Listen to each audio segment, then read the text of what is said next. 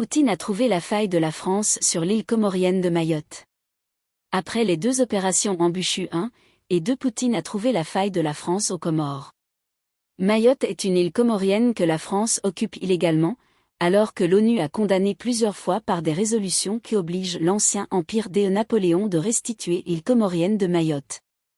La France fournit des armes et des mercenaires à l'Ukraine pour que Kiev se batte pour sa souveraineté contre l'invention russe d'un côté, mais dans l'océan Indien cette même France bafoue le droit international en continuant à occuper illégalement l'île comorienne de Mayotte. La France assiste aussi Azali à massacrer sa population et à organiser des fausses élections suivies de massacres sans que le pays de droits de l'homme ne lève aucun doigt pour arrêter cela. La guerre en Ukraine et la géopolitique mondiale viennent révéler le 2 poids 2 mesures de Paris. Mais ce traitement à géométrie variable de la France est dévoilé aujourd'hui à Kouba en Azerbaïdjan dans la conférence internationale sur l'occupation illégale par la France de l'île comorienne de Mayotte. Suivons le résumé de cette conférence. Pour plus de vidéos, merci de liker et partager cette vidéo.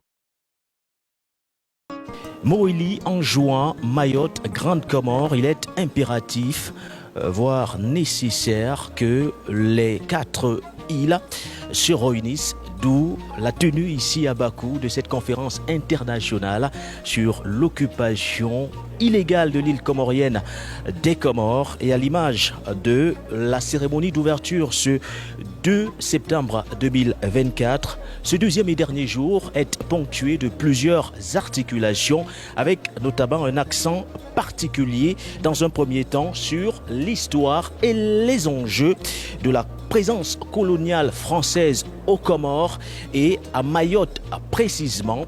Dans un second temps, l'événement majeur de cette conférence portera sur l'échange sur la question de l'île de Mayotte et le droit international, la position des organisations internationales. Et pour en parler, nous sommes aux côtés bien sûr de monsieur Kamak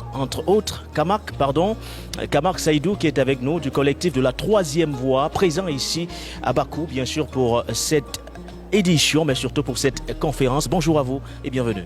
Bonjour à Foyo. Alors, qu'est-ce qui justifie votre présence ici à Bakou? Jusqu'ici, comment trouvez-vous l'engouement, mais surtout le déroulement de cette conférence consacrée bien sûr à l'occupation illégale de la France, ou du moins de Mayotte par la France?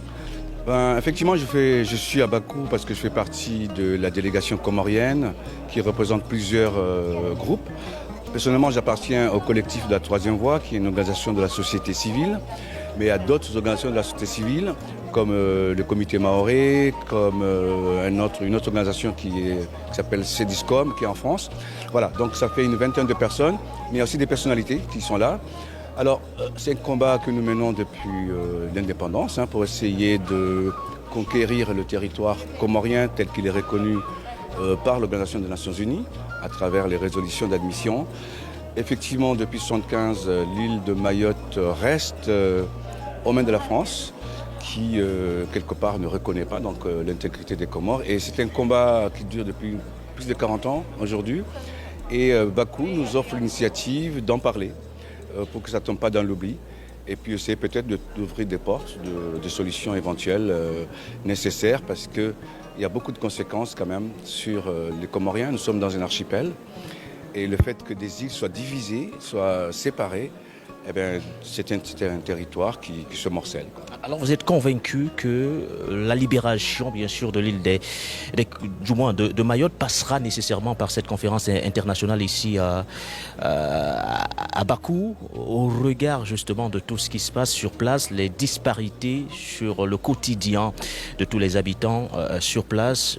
Récemment encore, on parlait des opérations Wambushu 1 ou encore Wambushu 2, soldées par un échec par le gouvernement français. Alors, pour vous, c'est pratiquement un impératif aujourd'hui que le monde se lève et se tienne aux côtés aujourd'hui du peuple mahorais de façon générale.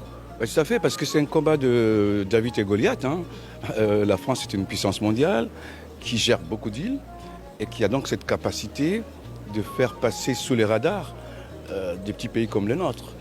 Et donc le fait que nous ayons cette vitrine internationale nous donne l'espoir qu'on peut toujours continuer à se battre. Parce que, voyez-vous, si on n'a pas ces occasions-là, on n'a pas de télévision, on n'a pas de visibilité mondiale, ben la question est oubliée. Alors que les conséquences sont nombreuses. Vous avez parlé de Wambushu. Ce sont des populations qui sont, je ne dirais pas déportées, mais qui sont transférées de manière violente. C'est des familles qui se brisent. C'est une histoire qui se disloque. Et voilà, donc nous avons besoin de nous exprimer, nous avons besoin de faire connaître, de faire comprendre, de ne pas faire oublier ce combat-là, parce que nous sommes trop petits et il faut que les peuples et les pays nous aident à ce que nous puissions, parce qu'on n'a pas les moyens de nous battre par des armes, donc on ne peut que parler, essayer de discuter et avoir les soutiens nécessaires. Surtout que c'est pas un problème de décolonisation, c'est le respect d'une résolution des Nations Unies. Jusqu'ici, vous l'aurez donc compris, la France qui outrepasse et qui viole impunément le droit international et toutes les résolutions qui ont jusqu'ici été prises par les Nations Unies. Mayotte reste aujourd'hui illégalement occupée par la France, d'où donc l'enjeu de cette conférence internationale qui se tient ici à Bakou. Merci à vous, M. Camara, on aura l'occasion d'échanger tout au long de cette journée. Merci, très bonne conférence à vous. Vous l'aurez donc compris, mesdames, messieurs, vous êtes sur les antennes de For You Media Africa pour ce deuxième et dernier jour de cette conférence internationale sur l'occupation illégale de l'île comorienne de Mayotte. Vous aurez l'occasion de suivre la conférence en question qui sera bien sûr modérée par le directeur exécutif du groupe du groupe Initiative de Barkou, M. Ablas Ablasov, qui sera des nôtres également tout au long de cette journée. Voilà, nous sommes en direct donc d'Azerbaïdjan, l'équipe de For You Media Africa déployée sur le terrain. Paul Yonga Botler-Guéné pour For You Media Africa.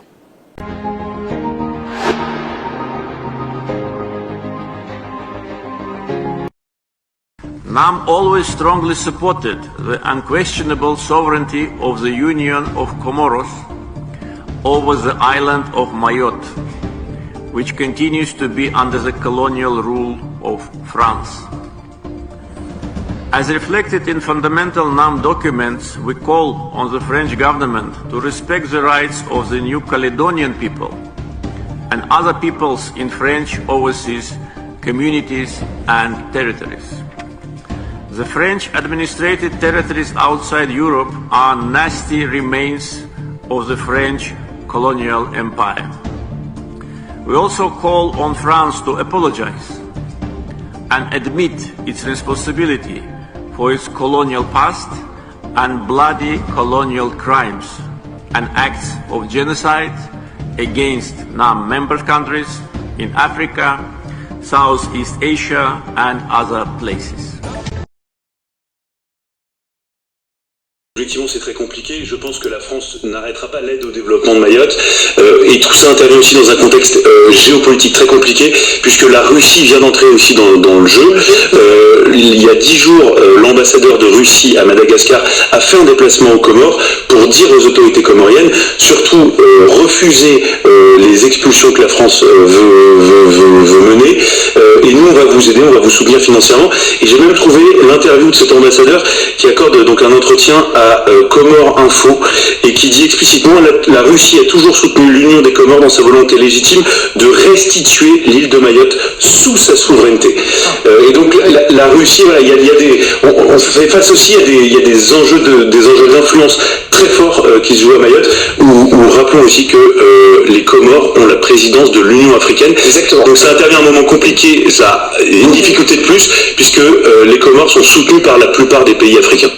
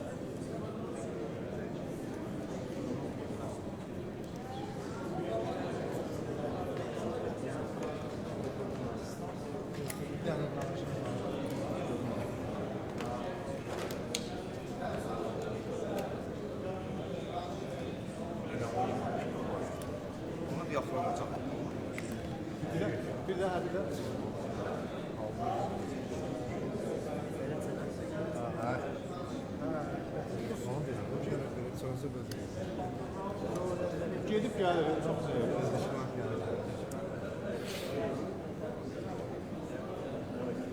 Var ama gelip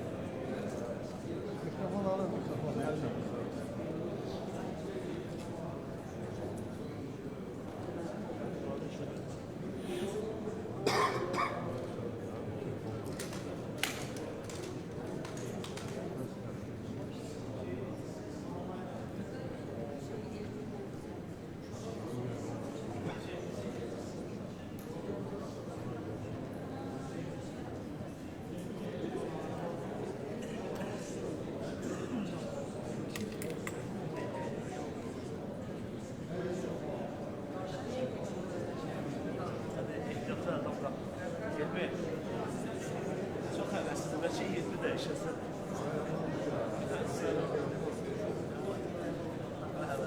Yenemez. Sen bırak koysun gösterin. Kenan Yoluz'da.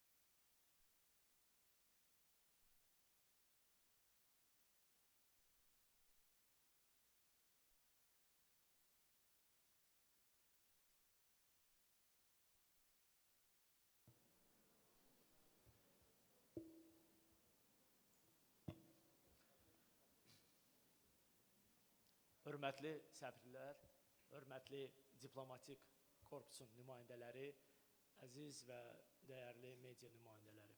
Sizi Qəmər Adaları İttifaqının Mayot adasının Fransa tərəfindən qeyri-qanuni işğalı mövzusunda beynəlxalq konfransımızda salamlayıram. Məlum olduğu kimi, son bir neçə ildir ki, paytaxtımız dekolonizasiya üzrə dialoqların və mühüm müzakirələrin beynəlxalq platformasına çevrilmişdir. Mayot adası Qəmər Adaları İttifaqının ayrılmaz bir hissəsidir. Bu ifadə beynəlxalq hüquq və Birləşmiş Millətlər Təşkilatının qətnamələrinə əsaslanan bir ifadədir. Bildiyiniz kimi, Qəmər Adaları 6 iyul 1975-ci il tarixində öz müstəqilliyini elan etdi və həmin ilin 12 noyabr tarixində Birləşmiş Millətlər Təşkilatının Baş Assambleyasının qətnaməsi ilə yetkiliklə BMT-yə qəbul edildi və BMT tərəfindən bu qətnamə Mayot, Anjuan, Böyük Qəmər və Moheli adalarından ibarət Qəmər adalarının müstəqilliyi tanındı. Yeni dövlət bütün beynəlxalq təşkilatlar, o cümlədən Afrika Birliyi, Qoşulmama Hərəkatı, İslam Konfransı Təşkilatı və Ərəb Dövlətləri Liqası kimi təşkilatlar tərəfindən tanınmağa başladı. Fransa 1976-cı ilin fevral ayında Mayotda qeyri-qanuni referendum keçirir. Bunun ardınca apreldə referendumun ikinci mərhələsi baş tutur və nəticədə Mayot Fransa qanunlarına əsasən dəniz aşırı ərazi kimi Fransa tərəfindən qeyri-qanuni olaraq işğal edilir.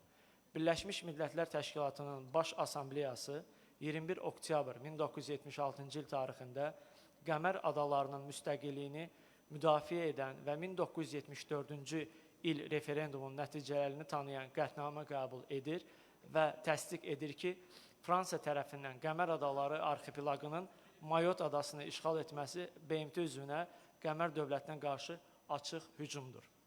Bugün konfrans iştirakçılarımız Qəmər adalarında Fransanın müstəmləkəçilik tarixinə baxış, Mayotun Fransaya birləşdirilməsi və Qəmərlilərə vurulmuş ziyan, Fransız müstəmləkəçiliyin yaratdığı problemlər, Qəmər adalarının Mayot adası və beynəlxalq hüquq, beynəlxalq təşkilatların mövqeyi mövzularında geniş müzakirələr aparacaqlar. İndi isə açılış nitqi üçün sözü dəyərli Qəmər adalarının nümayəndəsi, hörmətli səfir cənab Əhməd Dabitiyə vermək istərdim. Buyurun, cənab səfir.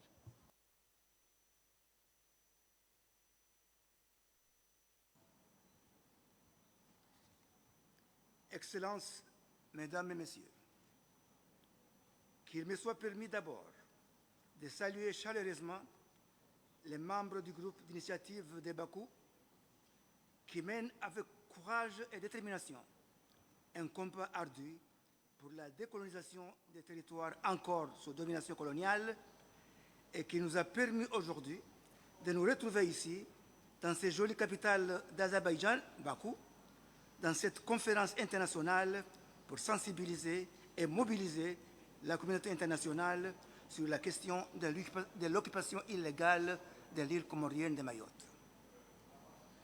Je voudrais également saisir cette heureuse occasion pour témoigner au gouvernement et au peuple d'Azerbaïdjan notre reconnaissance pour son hospitalité et sa solidarité envers le peuple comorien dans sa lutte pour la souveraineté et l'unité de son pays.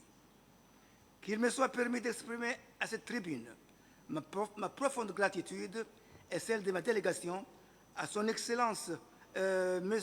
Ilham Aliyev, président de l'Azerbaïdjan, pour avoir exprimé publiquement à la télévision le soutien de son pays à l'intégrité territoriale des Comores dans ses frontières historiques. Mesdames et Messieurs, le 22 décembre 1974, les Comoriens ont été convoqués aux urnes pour répondre par référendum à une question consultée simple et claire. Souhaitez-vous que le territoire des Comores soit indépendant? À 95,4% des votants sur ce territoire, la réponse a été claire, sans ambiguïté, en faveur de l'indépendance. Au vu de ces résultats, l'Assemblée territoriale, à l'unanimité moins une voix, a proclamé le 6 juillet 1975 l'indépendance du territoire des Comores dans l'unité et l'intégrité de ses frontières, à savoir, en juin, Mayotte, Moélie et Grande Comore. Face à la détermination des Comoriens à prendre leur destin en main, la puissance coloniale, la France, est revenue sur ce processus de décolonisation en se maintenant par la force à Mayotte contre l'expression populaire du peuple comorien. Et pourtant, le choix des Comores à se libérer du joug colonial a été entendu et acclamé par le Concert des Nations. 2 jours après la proclamation de l'indépendance de l'archipel, l'Organisation de l'Unité africaine, OUA, devenue maintenant Union africaine, réunie en sommet à Kampala, République d'Ouganda, a voté le 8 juillet 1975 une résolution reconnaissant le nouvel État dans l'intégrité de ses frontières historiques. Le sommet de l'OUA prépare elle-même la résolution d'admission des Comores indépendantes à l'ONU et demande au même moment à la France d'éviter la dislocation du jeune État par l'occupation de l'île comorienne de Mayotte. En effet, au lendemain du 6 juillet 1975, la France avait prépositionné son armée à Mayotte en prévision de la proclamation de l'indépendance. Le 17 octobre 1975, par sa résolution 376, le Conseil de sécurité a recommandé à l'Assemblée générale de l'ONU l'admission de l'État comorien comme pays indépendant et souverain composé des îles de Mayotte, Anjouan, Mohélie et Grande Comore. L'Assemblée générale de l'Organisation des Nations Unies, par la résolution 3385 romaine 30, vote à l'unanimité le 12 novembre de la même année l'admission du nouvel État comorien, reconnaissant ainsi l'indépendance des Comores dans les termes de sa proclamation et approuvant son admission en tant que 143e membre de l'Organisation mondiale des Nations. La France s'est abstenue de participer au vote, aussi bien au Conseil de sécurité qu'à l'Assemblée générale. Une attitude de ni oui ni non, par laquelle la France refusait de décoloniser l'archipel et préparer ses manœuvres d'occupation en renforçant ses troupes à Mayotte et en organisant le coup d'État qu'il allait renverser le président qui a proclamé l'indépendance. Les Comores vont être par la suite l'objet de déstabilisation par une série de coups d'État perpétrés par des mercenaires qui vont maintenir le nouvel État sous tutelle pendant des décennies. La France, continue depuis bientôt un demi-siècle, à contester l'indépendance de l'archipel et d'œuvrer à son démantèlement depuis l'île comorienne de Mayotte qu'elle occupe illégalement et militairement contre le droit international en matière de décolonisation et en foulant aux pieds toutes les résolutions internationales qui lui demandent de respecter l'intégrité d'un État membre de l'Organisation des Nations Unies et de l'Union africaine. Dans sa résolution 31/4 du 21 octobre 1976, l'Assemblée générale de l'ONU a condamné les référendums organisés par la France à Mayotte le 8 février et le 11 avril 1976, en les jugeant comme nuls et non avenus, et prévenu qu'elle rejette toute consultation ultérieure, toute législation étrangère tendant à légaliser une quelconque présence coloniale française en territoire comorien et enfin à condamner la présence française à Mayotte qui constitue une violation de l'unité nationale, de l'intégrité territoriale et de la souveraineté de la République indépendante des Comores. Aucun de ces événements et condamnations n'a fait fléchir les plans français de balkanisation des Comores. Bien au contraire, la France a renforcé sa prise illégale du territoire comorien et développé sa présence. Elle a continué à s'intégrer dans les affaires intérieures de 3 autres îles par le truchement des mercenaires sous la houlette de Bob Denard, maintenant la population dans un climat d'oppression et de musulmans pour empêcher tout sursaut patriotique de revendication de la souveraineté nationale. Pendant ce temps, à Mayotte, l'administration française et les troupes de la Légion étrangère faisaient régner l'ordre sur terre et contrôlaient les eaux territoriales des Comores. Mesdames et Messieurs, permettez-moi d'élargir, de dire quelques mots du contexte historique et géopolitique de notre pays et de sa région pour comprendre le refus de libérer notre pays. En effet, la perspective de la décolonisation des Comores représentait depuis la fin des années 60 un risque géopolitique majeur pour la France de perdre sa dernière colonie dans l'océan Indien après le démantèlement de ses bases militaires à Madagascar qui a accédé à son indépendance au début des années 60. Pour les défenseurs des intérêts français dans la région de l'océan Indien, le maintien de Mayotte dans le giron français répondait à une vieille idée coloniale d'une valeur stratégique du lagon de Mayotte pouvant contenir toute la flotte française. Ces raisons géopolitiques ont ainsi primé dans les soutiens français aux sécessionnistes et justifié le maintien de Mayotte dans son giron. Elles expliquent aujourd'hui encore le mépris de la France au peuple comorien d'abord et vis-à-vis du droit international ensuite. Après 4 décennies, la France est implantée plus fortement aujourd'hui sur l'île comorienne de Mayotte qu'elle ne l'était durant les 50 ans de colonisation sur l'ensemble du territoire des Comores. Mayotte héberge aujourd'hui le plus grand centre d'écoute et de surveillance français dans l'océan Indien et l'un des plus grands dans le monde.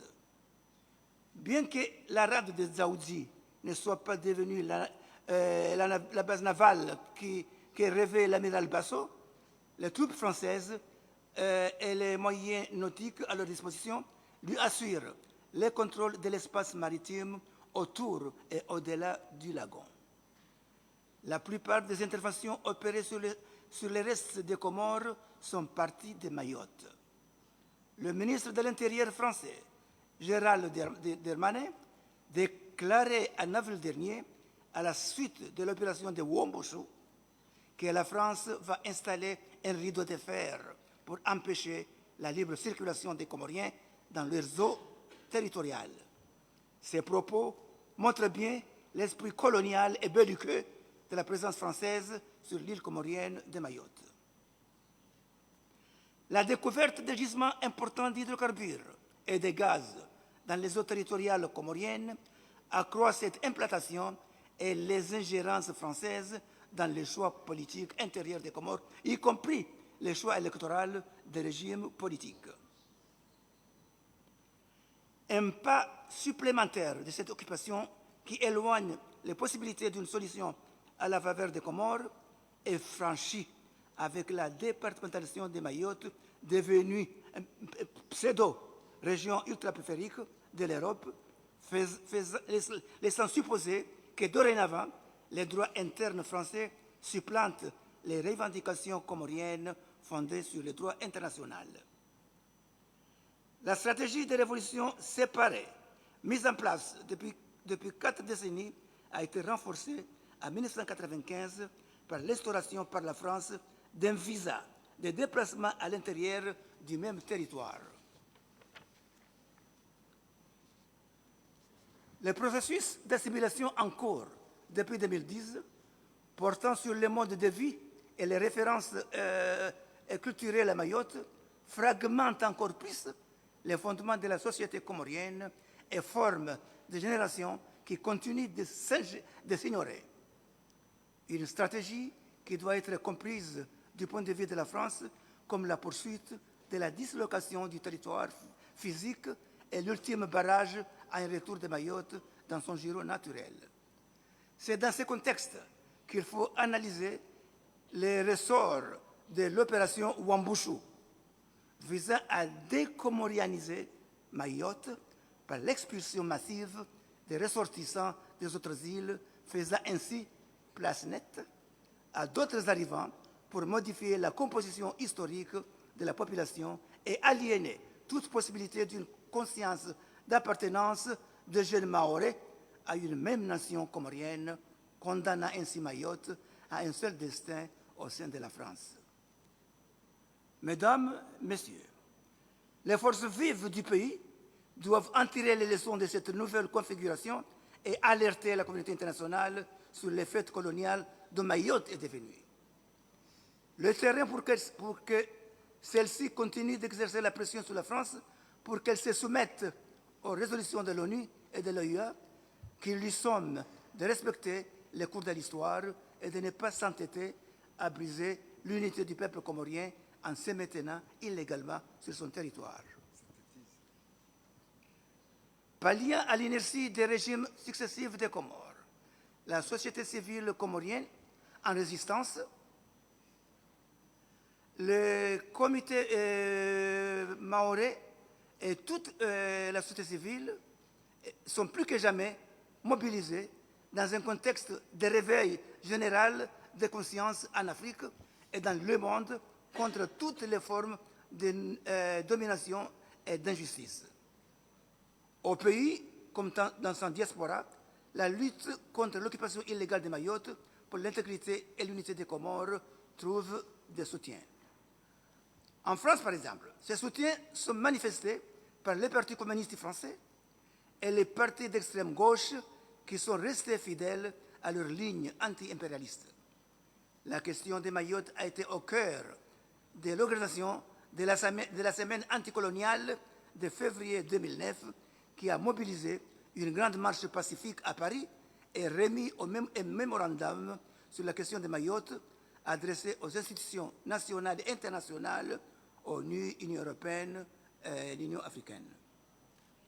Avant de terminer mon propos, permettez-moi encore une fois de remercier toutes les hautes personnalités présentes, notamment les ambassadeurs, les membres du Parlement de la République d'Azerbaïdjan, les représentants du mouvement des non-alignés, les directeurs des divers instituts et forums, les associations et groupements politiques en lutte dans les autres territoires sous domination et tous les participants qui ont fait le déplacement pour cet événement.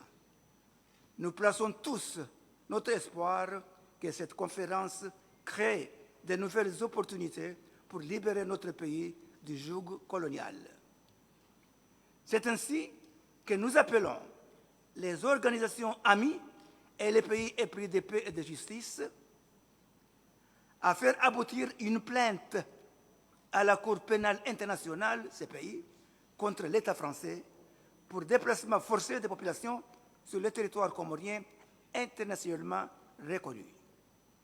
À réunir les organisations et les États soucieux de soutenir la lutte des peuples sous domination coloniale pour soutenir la juste lutte du peuple comorien à recouvrer sa souveraineté entière sur l'ensemble de son territoire historique.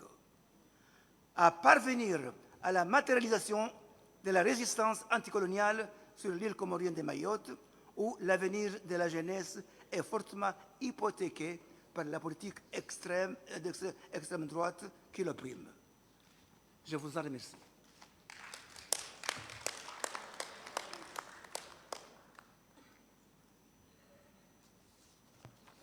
Təşəkkür edirəm, cənab səfir.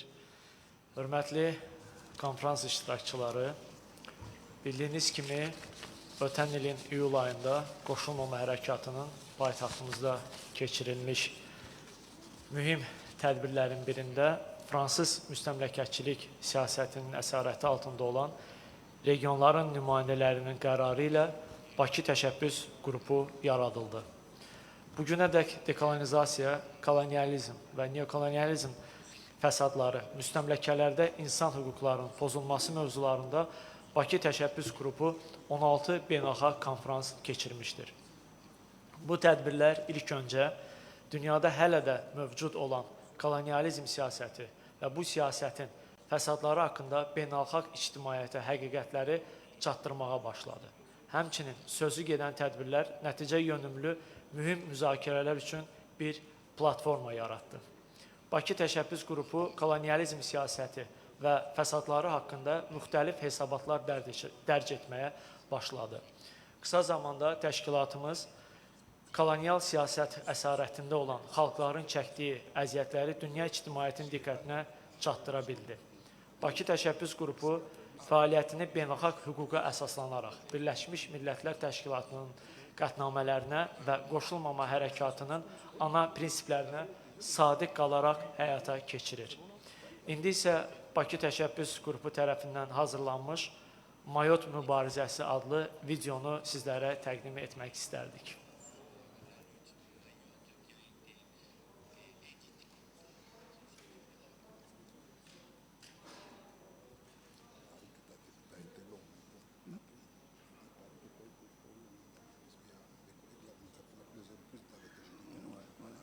De l'ère chrétienne, les Arabes de Sofala.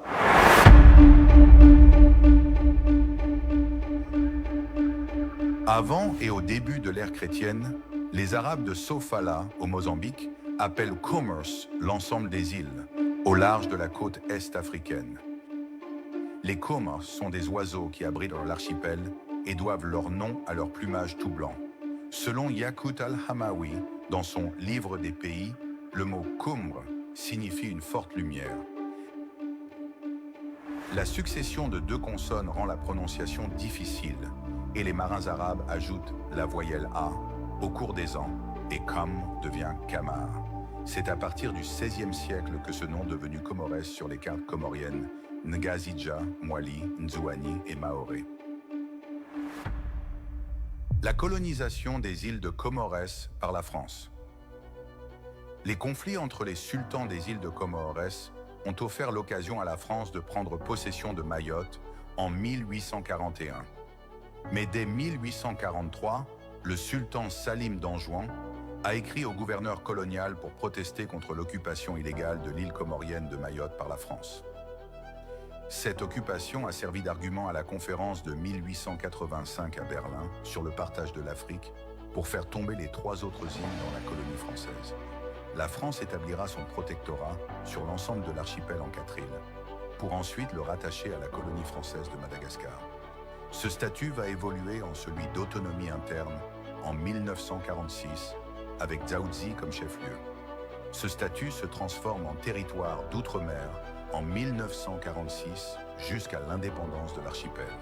Pour asseoir l'ordre colonial, la première mesure prise par la France a été la dépossession des terres en faveur des colons, déstructurant la condition paysanne par la prolétarisation et le déracinement. Rompre le lien d'un Comorien avec la terre de la famille maternelle équivaut à une déportation. Ensuite, le colonisateur crée artificiellement des nouvelles réalités ethniques pour prévenir une résistance organisée des indigènes.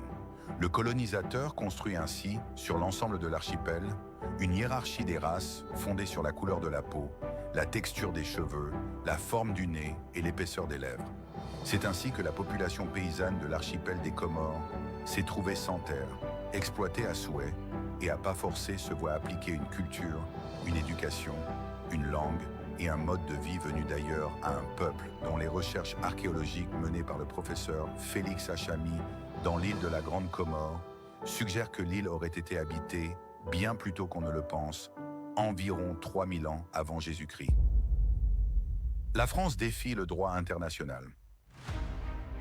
La France organise la consultation sur l'indépendance des Comores, à l'issue de laquelle le oui l'emporte à 94,5% pour l'ensemble. Mais la France prétexte que 65% des Mahorais ont voté pour le et va faire une loi stipulant un décompte île par île. En réaction, le chef de gouvernement suivi par les parlementaires va proclamer unilatéralement l'indépendance des Comores. Les Comores admises à l'ONU sont protégées par la résolution onusienne 3385, qui réaffirme la nécessité de respecter l'intégrité territoriale de l'archipel des Comores. Mais la France va organiser illégalement un référendum sur Mayotte le 11 avril 1976 et va s'y établir, malgré plus de 20 résolutions internationales qui condamnent cette occupation coloniale. L'ancrage de Mahorais dans la France et les préjudices imposés aux Comoriens. En 1995, le gouvernement d'Édouard Balladur instaure unilatéralement un visa d'entrée à Mahorais, dit visa Balladur-Pasqua, impossible à obtenir pour la grande majorité des Comoriens. Ainsi, la France transforme l'île en chasse gardée, érigée en forteresse contre les autres Comoriens, jugés indésirables. Depuis lors, ce visa sert de prétexte à la déshumanisation politique migratoire à Mahorais. Expulsion massive de sans-papiers, génération de milliers de mineurs isolés, futurs délinquants, propagation de bidonvilles insalubres, souvent privés d'eau et d'électricité. Et par-dessus tout, ce visa controversé a causé plus de 30 000 morts en 20 ans, dans un bras de mer de 70. Dans un continuum politique, la France instrumentalise dans la violence jusqu'à aujourd'hui des minorités sociales favorables à sa politique d'occupation coloniale. La France lance unilatéralement le référendum sur la départementalisation de Mayotte en mars 2009. À partir de là, Mahorais sera davantage isolée de ses îles sœurs et sera soumise à un développement artificiel inadapté avec 76% de la population vivant sous le seuil de pauvreté. Elle basculera inexorablement dans un climat de guerre civile que le gouvernement de Macron prétend de combattre par la violence d'État en mobilisant par milliers des forces armées tenues pour responsables du pogrom de ces derniers mois à Mahorais.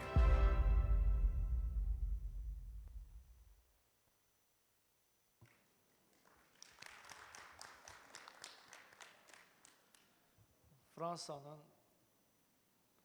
həyata keçirdiyi suni referendumların fəsadlarını gördük. İndi isə hörmətli konferans iştirakçıları, Qəmər adalarında Fransanın müstəmləkəçilik tarixinə baxış mövzusunda sesiyamıza başlamaq istərdim və sözü hörmətli Qəmər Adaları İttifaqının keçmiş Birləşmiş Millətlər Təşkilatındakı sabiq səfiri cənab Tohiri Muhammedə sözü vermək istərdim. Buyurun.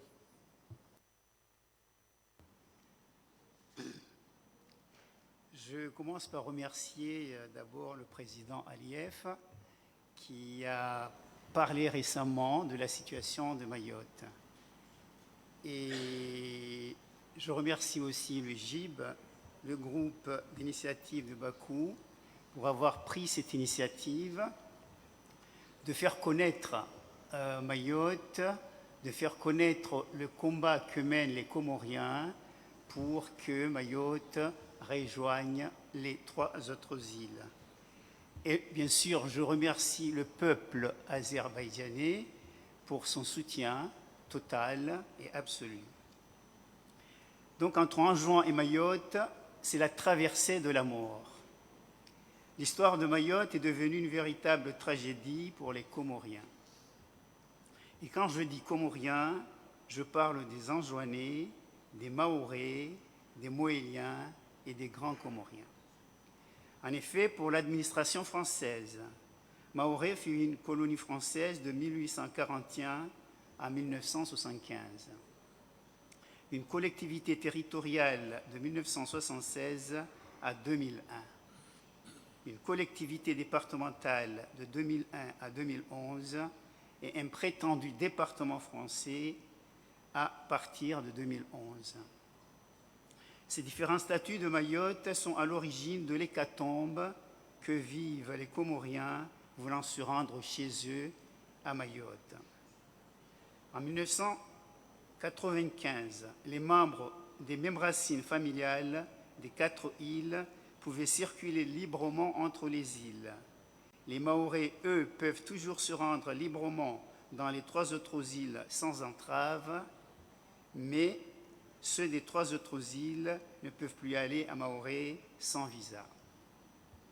C'est le résultat du forcing d'un véritable lobby politique qui s'est constitué dans une volonté de solidification d'une frontière fictive. En effet, en 1995, fut instauré le visa Balladur pour tout Comorien voulant se rendre chez lui à Mahorais. Ce visa a donné naissance à l'isolement des habitants de Ngazidja, de Mwali, de Nzouani, avec leurs familles vivant à Mahorais. Cette édification arbitraire d'une frontière post-coloniale entre Mahorais et les 3 autres îles a créé non seulement l'isolement des familles, mais a provoqué aussi une véritable hécatombe dans les bras de mer entre Nzouani et Mahorais. C'est en tant que candidat au présidentiel que Balladur lança ce visa afin d'accueillir les votes des Mahorais séparatistes.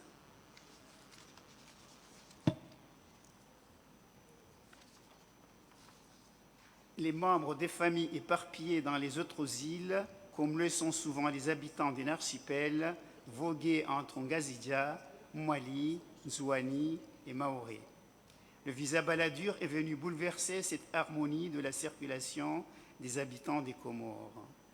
Avant ce visa, les familles étaient éparpillées dans l'archipel et le cabotage d'une île à une autre était quotidien. Mais le visa Balladur, devenu obligatoire pour entrer à Mahorais, était pratiquement impossible à obtenir.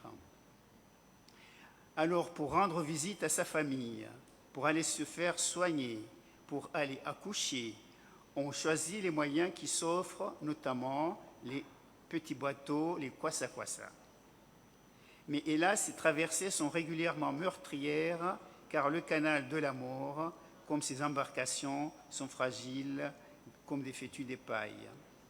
Ceux qui parviennent à Mahorais sont violemment arraisonnés et remis dans un bateau le même jour ou le lendemain pour un retour à Anjouan. Plus le temps passe, plus les naufrages se multiplient, transformant le canal de Mozambique en cimetière marin. La loi du silence prévaut chez les responsables de ces morts. Il se crée ainsi un trauma collectif. Les responsables de ces disparitions en mer essaient de créer une invisibilisation de ces tragiques événements. Bien sûr, c'est la politique néocoloniale dans les territoires ultramarins qui se joue.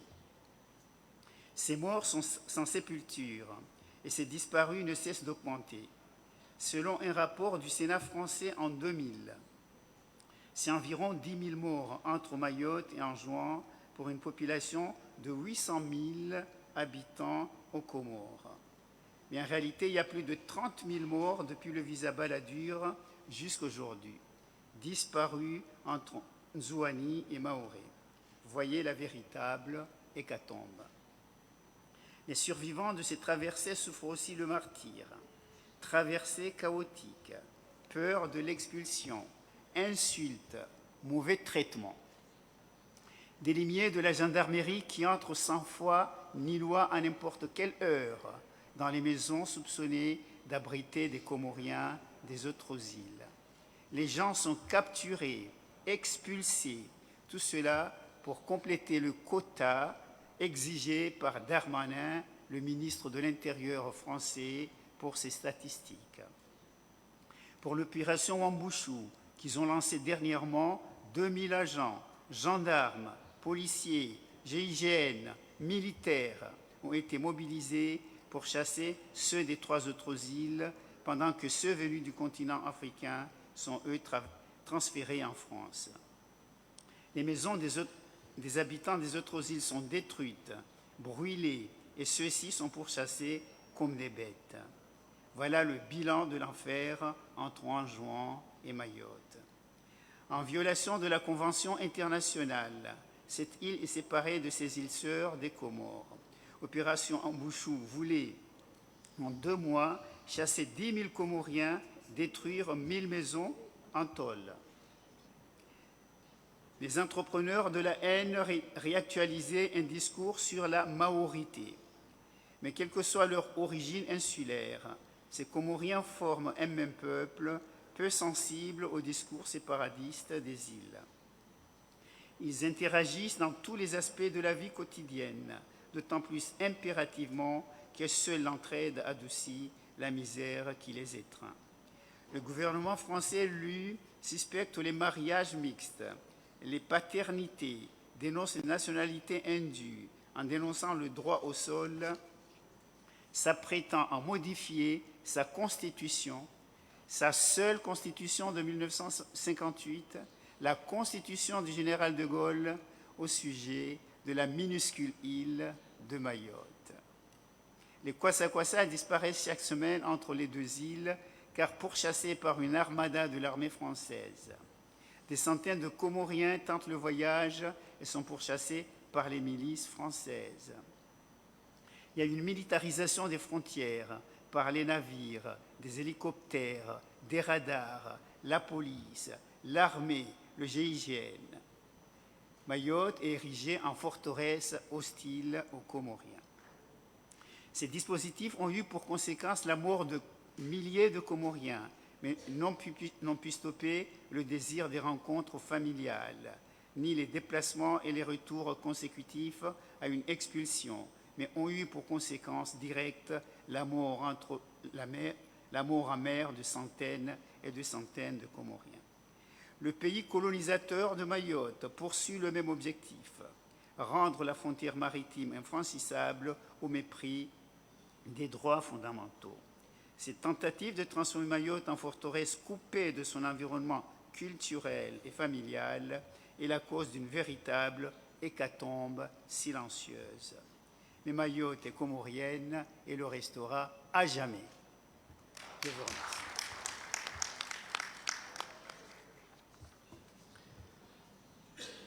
Təşəkkür edirəm cənab Toyeri. İndi isə sözü vermək istərdim Qəmər Adaları İttifaqının Vətəndaş Cəmiyyətinin üzvü, 3-cü Yol Kollektivi İctimai Birliyin üzvü xanım Turquy Nadiyaya. Bonjour à tous. Je joins mes remerciements et salutations à ceux exprimés par mes collègues précédemment. Je voudrais vous parler, moi, de l'impact de l'occupation illégale de Mayotte sur les autres îles des Comores. Il y a un discours qui est assez courant, qui interpelle sur la pertinence de la lutte contre l'annexion de Mayotte par la France. Ce discours se résume en 2 questions. Pourquoi continuer à revendiquer Mayotte alors que les Mahorais ont fait le choix de rester français? Et la deuxième question, c'est pourquoi les défenseurs de l'indépendance ne s'occupent-ils pas d'abord des 3 îles l'ayant accepté? Lorsqu'on se penche sur la formulation de ces 2 questions, on voit à quel point elles sont incongrues. Pour ceux qui connaissent la France, il y a 18 régions, dont la région de la Bretagne. Imaginez qu'un jour, la région de Bretagne, qui est peuplée par une grosse communauté anglaise, décide de se rattacher à la Grande-Bretagne, parce qu'il y a des liens historiques, parce qu'il y a des élus locaux qui ont des relations avec la Grande-Bretagne. Est-ce qu'on peut imaginer une seule seconde que la France reste insensible à une telle revendication? Est-ce qu'on peut imaginer une seule seconde que la France ne condamne pas un tel comportement? Voilà exactement ce qui se passe aux Comores. L'occupation de l'île de Mayotte a engendré un certain nombre de crises dont la persistance complique davantage la réunification du territoire, car il s'agit bien d'un territoire, le territoire des Comores, dont le peuple comorien a été consulté le 22 décembre 1974 et a voté à plus de 95% pour l'indépendance. Il n'a jamais été question de consulter 4 peuples. Le principe d'autodétermination des peuples a donc été bien respecté. C'est le peuple comorien qui a été consulté. Ce qui reste maintenant, c'est à respecter le principe d'intangibilité des frontières. Donc la première conséquence de l'occupation illégale de Mayotte est le déni du droit, le déni de l'histoire et même le déni de la géographie. Comment peut-on construire un État qui est né dans la confusion, une confusion qui est entretenue depuis bientôt 50 ans, pour que 2 générations de Comoriens n'aient plus d'histoire commune? La disparition progressive de cette histoire commune fait que l'on devient des étrangers l'un pour l'autre, au point où le vivre ensemble n'a plus de sens, n'a plus de contenu. Voilà où l'occupant veut nous emmener. En moins de 50 ans, le nom du pays a changé 4 fois et la Constitution 7 fois. Tandis que le Comorien des 3 îles indépendantes a une histoire de coups d'État, de révision constitutionnelle, d'élections plus ou moins propres, de rivalités insulaires, villageoises, etc. Le Comorien de Mayotte, lui, il expérimente différents statuts sous la République française qui font de Mayotte une exception dans cette même République. Elle apprend une nouvelle histoire de l'île qui aurait été française avant la Savoie, qui n'a jamais appartenu aux Comores, bien qu'ayant abrité la capitale des Comores pendant plus de 20 ans, et ayant été consultée de par son appartenance au territoire des Comores pour le référendum de décembre 1974. Donc c'est ainsi qu'on essaye d'imposer un narratif qui distingue Mayotte des Comores, jusqu'à parler d'un archipel de Mayotte qui serait distinct de l'archipel des Comores d'origine. De plus, depuis quelque temps, on constate une entreprise de révision même des cartes des Comores qui est à l'œuvre pour influer sur la lecture et la représentation de la géographie de l'archipel.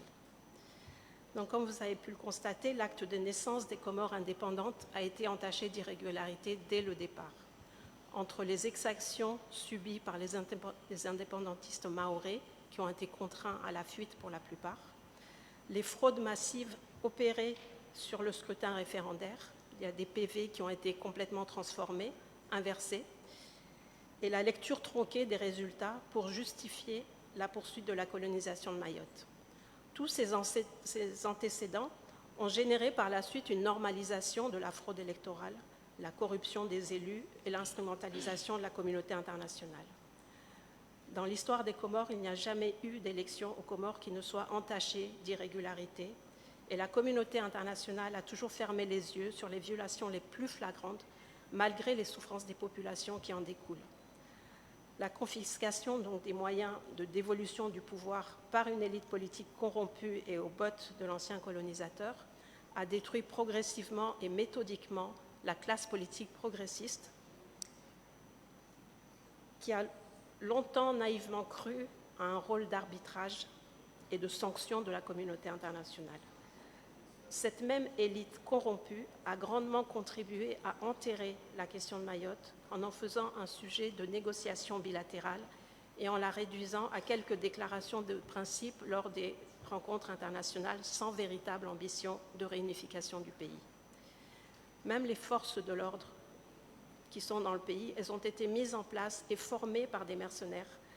Et elles ont toujours compris leur mission comme étant de protéger le pouvoir plutôt que de protéger le peuple. Donc vous pouvez imaginer toutes les conséquences après sur les outils de gouvernance qui sont utilisés dans le pays. La troisième conséquence, c'est la croissance progressive et exponentielle des populations qui vivent en dessous du seuil de la pauvreté sur les 4 îles. À Mayotte, on parle de 80% de la population qui vit en dessous du seuil de pauvreté. Sur les autres îles, on parle de 50% qui vivent en dessous du seuil de pauvreté. Cette pauvreté, couplée à des inégalités criantes, alimente la violence, la délinquance et les comportements déviants, comme on a pu le voir dans les reportages qui ont été diffusés ici. La part de plus en plus importante de ménages vivant sous le seuil de la pauvreté dans un contexte de corruption galopante fait que l'économie est peu pourvoyeuse d'emplois et les services publics sont plus que saturés et inefficients. Les Comoriens sur les 4 îles manquent de tout: santé, éducation, eau, électricité, nourriture, habitat, emploi. Et le différentiel de développement qui a été créé à Mayotte à coup de subventions françaises et européennes en ont fait une des alternatives de la stratégie de survie des populations vulnérables. Ces subventions sont essentiellement dirigées vers des projets d'investissement qui demandent beaucoup de main-d'œuvre, et cette main-d'œuvre elle est essentiellement fournie par la population des autres îles, ce qui a pour conséquence de vider les Comores indépendantes de ses cerveaux et de sa main-d'œuvre qualifiée. La quatrième conséquence, c'est la crise identitaire qui sévit dans tout le pays et qui se manifeste sous plusieurs formes. Le fait de légitimer un choix de Mayotte sur une partie du territoire des Comores a créé un précédent énorme dans l'inconscient collectif. Si on légitime la sécession à Mayotte et qu'on justifie que les Mahorais peuvent décider en tant qu'entité à part du sort de leur île, pourquoi les Anjouanais n'en feraient pas autant avec Anjouan, les Mohéliens de Mohélie et les Grands Comoriens de la Grande Comore? On voit ainsi comment insidieusement l'appartenance insulaire est devenue une revendication politique au point de se répercuter même sur la définition des institutions du pays.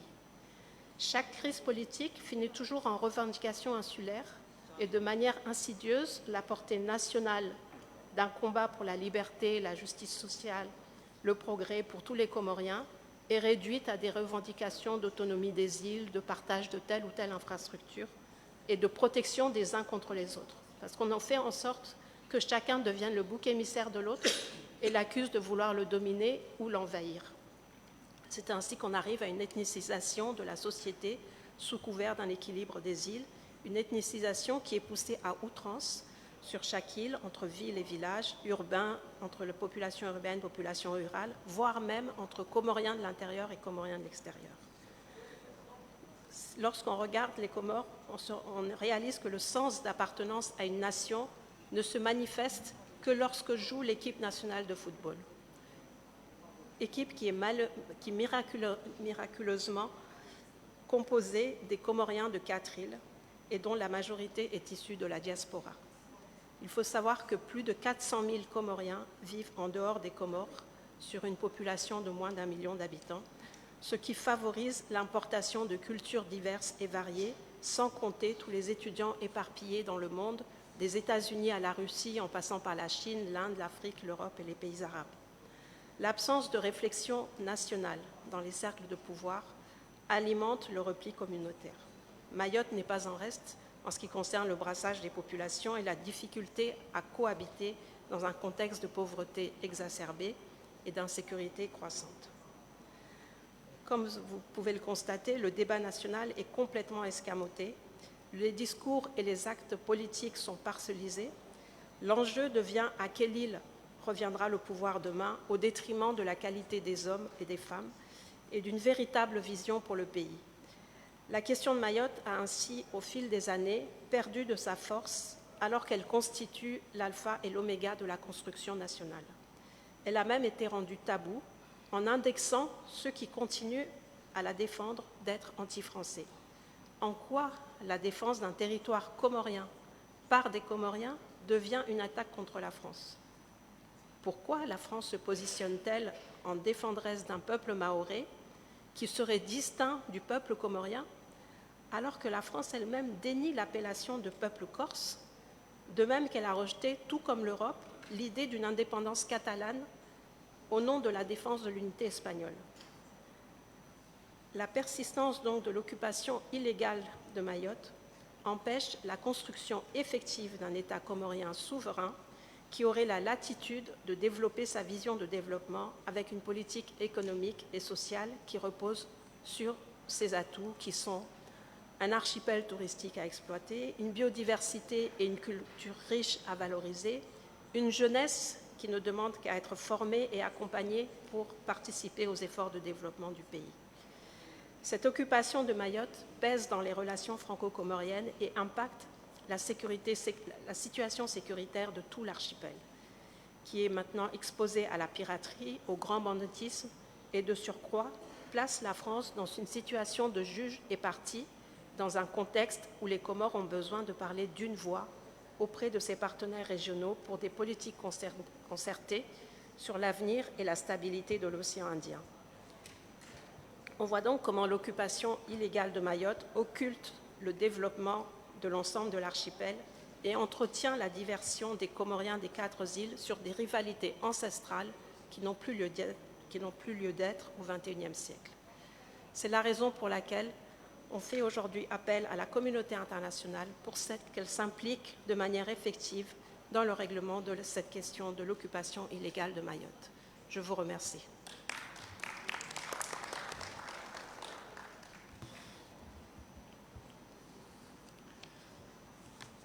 Təşəkkür edirəm xanım Nadia. İndi isə sözü vermək istərdim Bakı Beynəlxalq Multikulturalizm Mərkəzinin icracı direktor müşaviri xanım Aytəm Qəhrəman.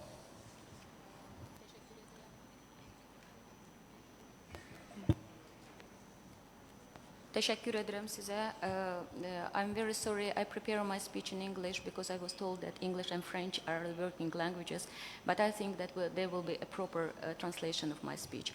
First of all, I would like to welcome all the guests and participants of this conference, and secondly, I would like to appreciate the Baku Initiative Group for organizing such a relevant and such a timely conference, which is devoted to the challenges of the colonialism and neocolonialism. I will tell you that we, Baku Initiative Group, get together all the like-minded people that are condemn colonialism in all its forms and manifestations. And we are here all in order to show our stand, our firm position that we are all upstanders but not bystanders. My knowledge about the Comoran archipelago and island of Mayota came from my geography textbook during the school time. It was very long time ago, but I learned that the island started shaping 8 million years ago. And it is very prominent by its large lagoons, which are surrounded by the double chains of reefs, which could be considered as yet another wonder of the world. Later on, when I started working with Baku International Multiculturalism Center, I learned that indigenous people of island of Mayota, they are very hospitable, very kind people, because all the influences on this island are blend very harmoniously. There are a lot of different faiths and a lot of different cultures that are peacefully coexisting on this island, and this is the true character of indigenous people of Mayota. I would like, of course, when we're thinking about such a beauty, we know that European developed countries are interested in such a profitable territories. And immediately we think that the logic tells us that they should invest into the economy, they should invest capitals into economy, the social system, the healthcare system, education, and even the ecological system of this island. But what do we actually see? Actually we see, I'm very sorry to say, but it is already acknowledged fact that the island of Mayota turns into abandoned and forgotten and poorest of all overseas departments of the France. And moreover, from the beginning of this year, 2024, the Mayota Island turns into the battlefield against the French interest. We know that France would like to impose a new law of citizenship, which is based on the principles droit de sol. And this means that every child born on this island could get the French citizenship. But is it the same for the child born in France? No, it is totally different. And I will not dig into legal details of this issue, but I would like to tell that the child born in France can apply for the citizenship only 17 years later. And the very difficult and tiresome and long legal procedure will start checking if that person fulfilled the requirements and obligations for getting the status of the citizens of France. So what is this? This is just the highest level of hypocrisy and double standards of the France that we're always talking about here in Azerbaijan. These changes that France would like to impose on the island, it should be reflected in the constitution of the France. And these amendments to the law, it is interestingly, will apply only to the island, but not to the whole France. And, but you know, we see the character of the people of Mayota, who are very, very, you know, they will not submit very quietly, they will not obey, because they have already started their just struggle for their universal rights in the framework of international law. When we're speaking about international law, I would like just slightly touch upon the role of United Nations and different international institutions. And I would like to tell that United Nations, as a very reputable international organization, it's supposed to assist in the movement for independence in trust and non-self-governing territories. I took this sentence from the Charter of United Nations. But we see that United Nations hasn't adopted yet and will not adopt in the future any resolution and any document which will help people of colonial territories to fight for their independence. And the explanation is very simple, because France is a member of the Security Council of United Nations and has the right of veto. You know, at this point, I would like to tell that we all know that all the international institutions, they are well possessed to play a special role in combating all kinds of necessities, injustice, to combat all kinds of injustice in all its forms and manifestations. but not assisting, not using its atrocity prevention mechanisms, not using its, mechanism to stop the genocides, which we survey all over the world. It's a genocide in Srebrenica, in Khojaly, in Myanmar, in Rwanda, and different places. And by not assisting the colonial population to struggle for their independence, just United Nations just undermine the principles of responsibility to protect and core values of Universal Declaration of Human Rights.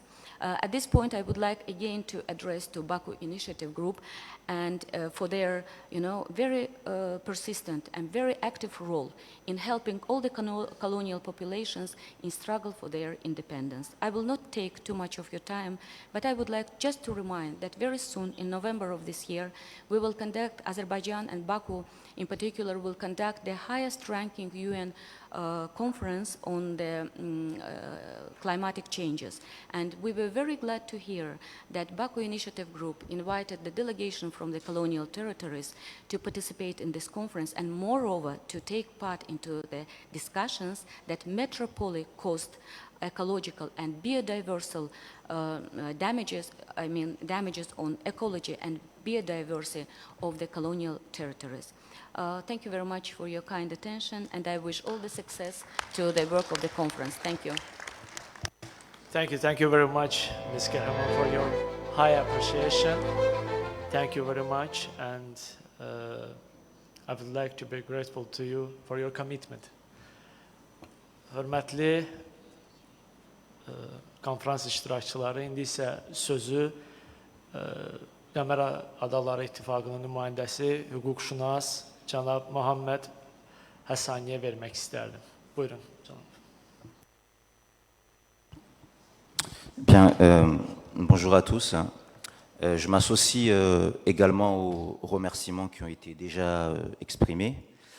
Alors, en général, la question des Comores, notamment par rapport au droit, il est en général appréhendé dans le cadre du droit international.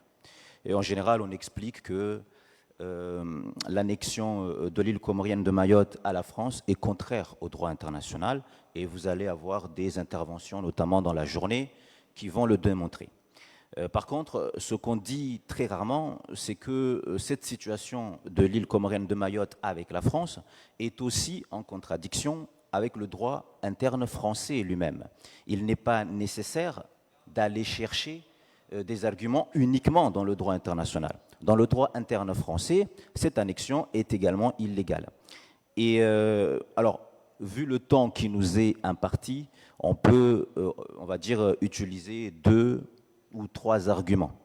Alors, le premier argument, c'est peut-être l'argument le plus simple.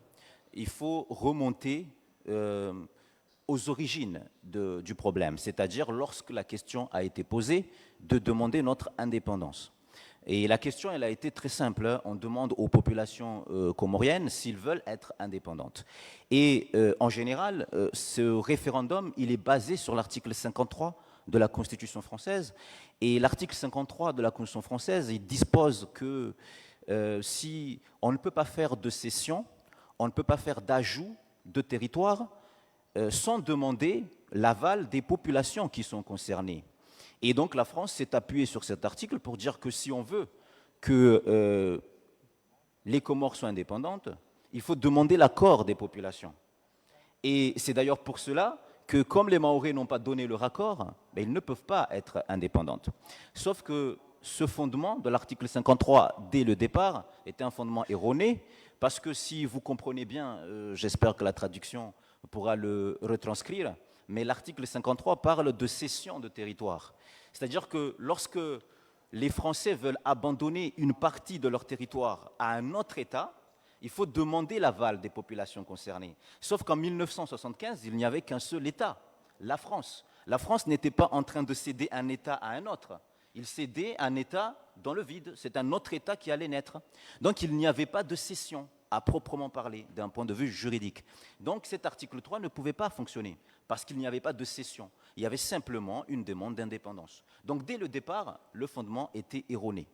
Et ensuite est arrivé le processus tel que nous le connaissons, et les résultats tels qu'ils vous ont été démontrés. Et on a considéré, sachant que tout le monde est conscient de la question, le oui l'a emporté dans une majorité totalement écrasante, mais on a expliqué que les Mahorais, vous comprenez, ils ont voté quand même en majorité pour rester français, donc ils vont rester français. Et ça, c'est une deuxième violation du droit français lui-même. L'article 3 de la Constitution, la souveraineté appartient au peuple, et aucun groupement ne peut s'approprier l'exercice. Et ici, ce qu'on a fait, c'est quelque chose d'assez génial, c'est-à-dire qu'on a divisé le suffrage universel, ce qui est totalement impossible. Le suffrage universel s'est exprimé, un seul peuple a été consulté, il n'y en a pas 4. Il y a un seul peuple qui a été consulté, et donc on doit prendre le résultat dans son ensemble, pas île par île. C'est un peu comme si, aux dernières élections françaises, il y a une partie de la population qui a voté pour Madame Le Pen. C'est un peu comme si on considérait tous les régions qui ont voté pour Madame Le Pen, vous serez gouvernés par Madame Le Pen. Et tout le reste, vous serez gouvernés par Monsieur Macron. Ça n'a pas de logique. Le suffrage universel, on le prend dans son ensemble. On ne le divise pas. Donc déjà, deuxième violation du droit interne français lui-même. Maintenant, si on fait une avance rapide, parce que le temps nous est compté, et qu'on arrive dans la situation actuelle aujourd'hui de Mayotte, le droit interne français démontre cette fois-ci que l'île comorienne de Mayotte n'est pas du tout intégrée dans la République française, en tout cas dans les valeurs juridiques de la République française. C'est un bout de terre perdu dans le canal de Mozambique et qui est traité de manière différente que les valeurs de la République française. Comment est-ce qu'on peut comprendre, par exemple, qu'à Mayotte, si on vous délivre un document de la préfecture française, qui est une préfecture de la République, si on vous donne un document à Mayotte, ce document ne vaut qu'à Mayotte. Il ne peut pas être utilisé dans les territoires, ou en tout cas dans la métropole. Les droits et libertés sont, par exemple, adaptés, parce que c'est Mayotte. Lorsqu'un étranger est arrêté, par exemple en situation irrégulière, il est placé en centre de rétention. Normalement, si on était à Marseille, à Paris, à Lyon ou je ne sais où dans la métropole, la loi exige qu'un juge vous entende au bout de 2 jours. C'est normal. Votre liberté est en jeu. À Mayotte, ce n'est pas le cas. À Mayotte, on peut vous retenir 1 fois, 2 fois, 3 fois, 4, 5 jours de suite sans que vous ayez à rencontrer un juge. On estime que vos droits et vos libertés à Mayotte peuvent s'adapter parce que c'est Mayotte. Donc, nous avons une situation mahoraise qui est, j'allais dire exceptionnelle, mais en réalité, elle n'est pas exceptionnelle, elle reflète un peu les situations des autres territoires d'outre-mer. La Constitution française considère que ces territoires d'outre-mer sont différents de la métropole et que donc il est justifié qu'on les traite de manière différente. Et les traiter de manière différente d'un point de vue juridique, ce n'est pas du tout un privilège. Les traiter de manière différente, au regard de la Constitution française, c'est les traiter toujours avec un standard minimal comparé à ce qu'on peut espérer, ou en tout cas ce que peuvent bénéficier les Français qui vivent dans la métropole. Donc, la question mahoraise, c'est également la question qui consiste à démontrer qu'une occupation qui, on est tous d'accord, est illégale, contribue à l'égard d'êtres humains à les considérer au regard de leurs droits différemment de ce que ce même pays qu'est la France considère les autres Français qui vivent dans les autres territoires. Et ça aussi, c'est une question qui est importante. Merci.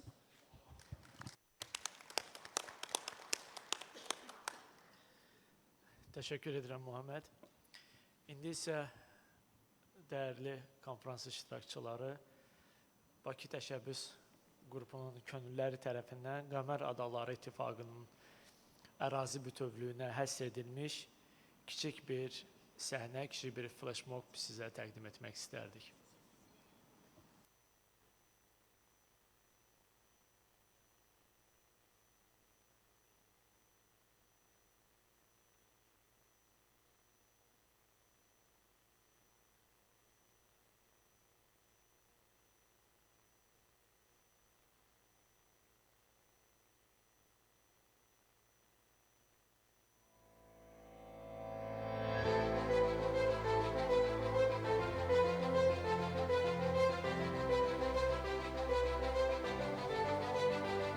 L'histoire de l'archipel des Comores commence au cœur de l'océan Indien, où 4 îles, Grande Comore, Mohéli, Anjouan et Mayotte, ont été découvertes par des commerçants arabes, puis colonisées par les Français.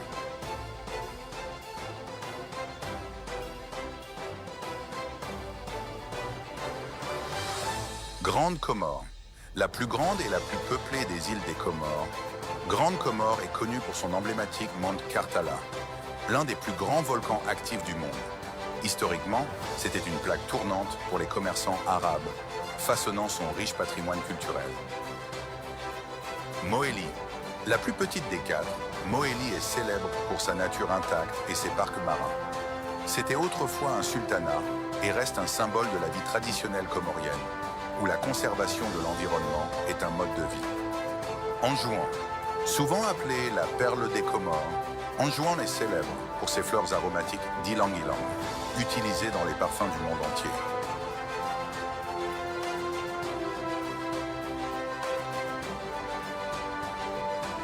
Mayotte.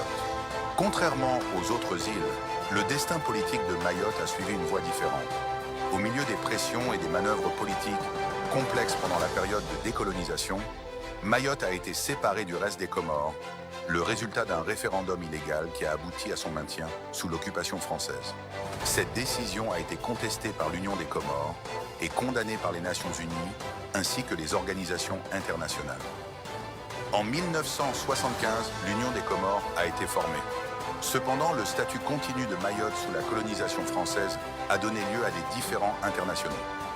Malgré ces défis, l'Union des Comores reste inébranlable dans son engagement à reconquérir son intégrité territoriale. Le peuple de Mayotte, qui aspire à une véritable indépendance, partage cette lutte, rêvant d'un avenir où toutes les îles comoriennes seraient unies et libres.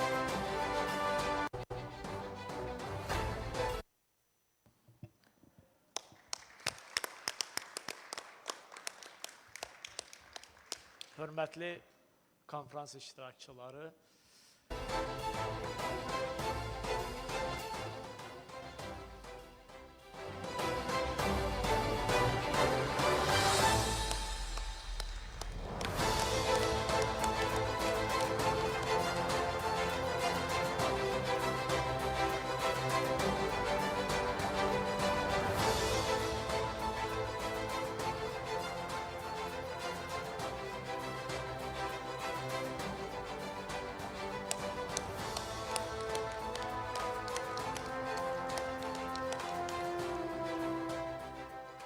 hörmətli konferans iştirakçıları, dəyərli qəmərlilər, Qəmər Adaları İttifaqı Mayotte, Anjouan, Grande Comore, Mohéli adalarından ibarətdir və bu beynəlxalq hüquq ilə tənzimlənmiş Birləşmiş Millətlər Təşkilatının qətnamələri ilə öz təsdiqini tapmışdır. Fransa nə cür və necə də referendumlar keçirsə də, bu tarixi və beynəlxalq hüquqi olan faktoru dəyişə bilməz. İndi isə qəhvə fasiləsindən öncə istərdim ki, bir məlumatınızı diqqətinizə çatdırım. Bakı Təşəbbüs Qrupu və Maori Komitəsi arasında bugün memorandum imzalanacaqdır. Bizim coffee breakdən sonra. İndi isə 20 dəqiqəlik coffee break elan etmək istərdim. Buyurun.